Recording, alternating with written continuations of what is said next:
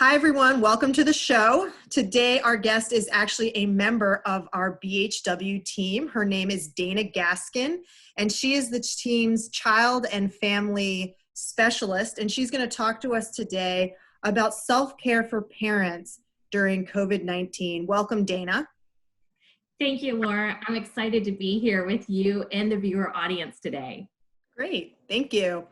Dana, you offer parent consults and have continued to teach parenting classes online throughout the pandemic. What concerns are you hearing from parents in our community, and how are you working with those parents to address those concerns? Great question. So many parents have reported that their levels of stress have increased significantly over the last couple months. On top of the pandemic being stressful, many have stated their sole focus has been taking care of their kids. The truth is, parenting is the most rewarding job we ever get, but it's the most challenging job, especially if we neglect our own self-care. Self-care is that activity that we intentionally do to take care of our mind, body, and spirit. Some self-care strategies, Laura, that I'd like to promote today are making sure you get enough sleep. Adults should get between 7 to 9 hours of sleep per day. Incorporate a healthy diet because our bodies need the sufficient nutrients and hydration to exist. Get moving. Intentionally incorporate exercise in your daily routine. It releases those natural endorphins. Another strategy, Laura, is having fun through play. Parents, we're not too old for fun. And last but not least is the art of meditation and utilizing calming breathing techniques. To be honest, whatever activity you use, it has to feel authentic to you. The purpose is to de-escalate stress, restore your energy levels. Viewers, what positive self-care strategies have you already put into place? Please record them in the chat box below the video. Thanks. Thanks, Dana. I love that you mentioned sleep as really the first thing that you mentioned was sleep.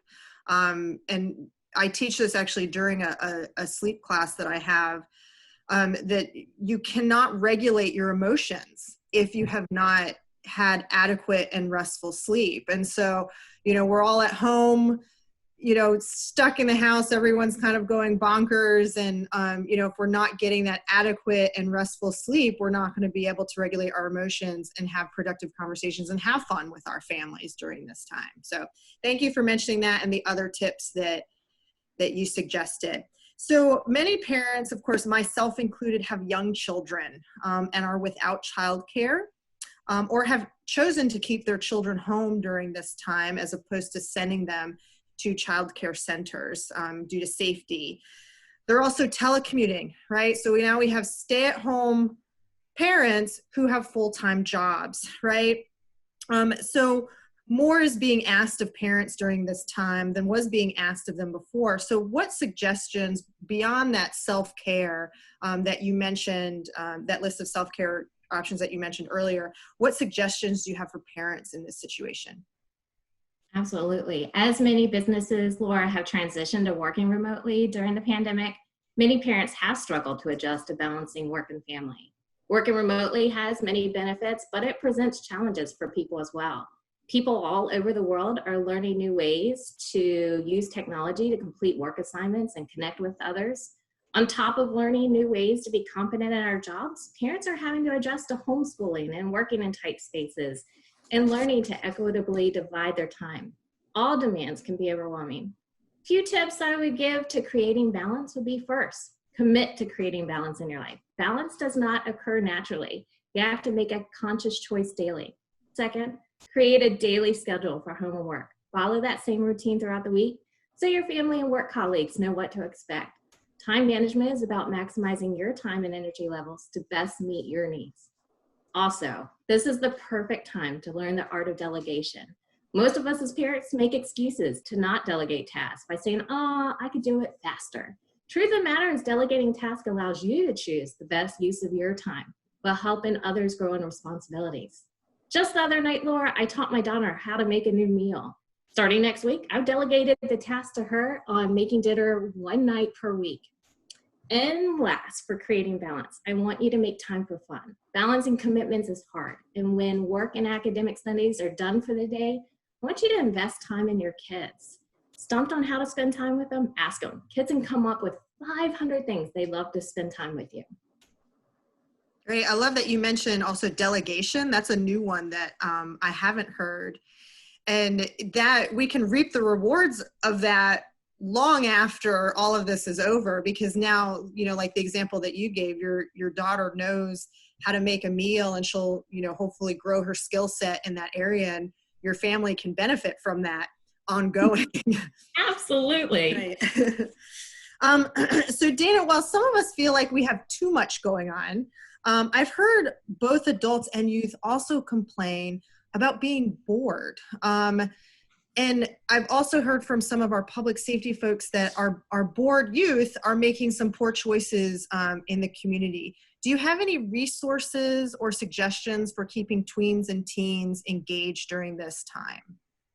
Laura, thank you for asking that important question. The impact of COVID-19 is hitting our tween and teen population hard. Many are mourning the loss of just normalcy. They're missing in-person connection at school and sports, big events like prom or graduation. So how do we help as parents? One, be an empathetic listener, be compassionate, and truly listen to your child and their concerns and worries right now. Ask them how we can support them through this time. But ways to combat boredom: create routines. Tweens thrive on consistent structure.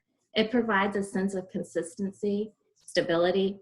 Use your child's typical school day routine as a template for creating a new schedule.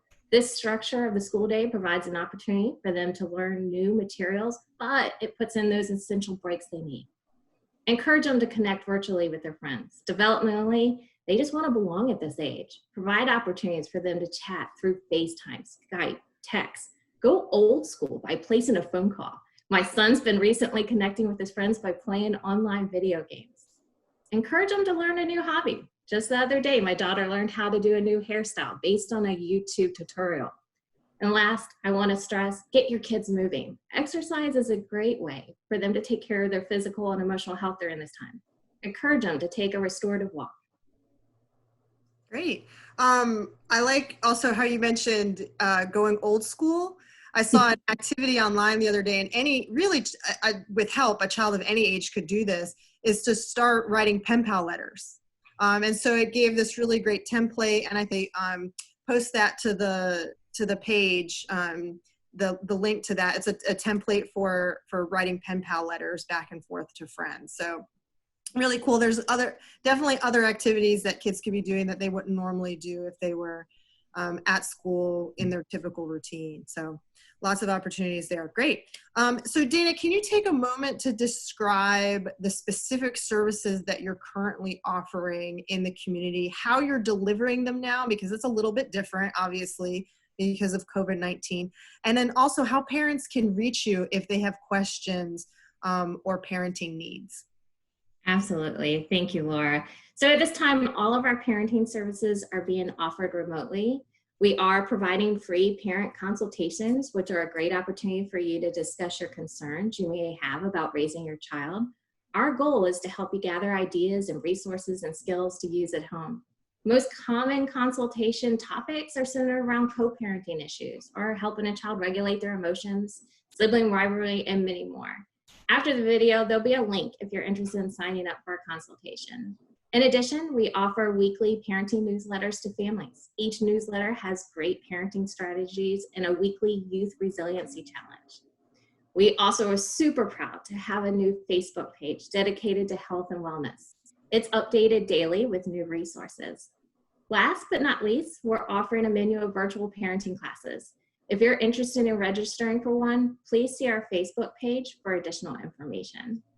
Yep. And folks, feel free to utilize Dana. I have a 4-year-old, and I have asked her questions from 0 to present about pretty much anything involving parenting. She always has really great tips. So I will definitely be tapping her as a resource throughout my child's lifespan. And answer those questions about parenting. So thank you, Dana, for joining us. Viewers, if you have any questions or comments about this video, please feel free to direct message us or post your question in the comment section, and we'll make sure to get back to you. Thank you for joining us this week, and stay safe. Thank you.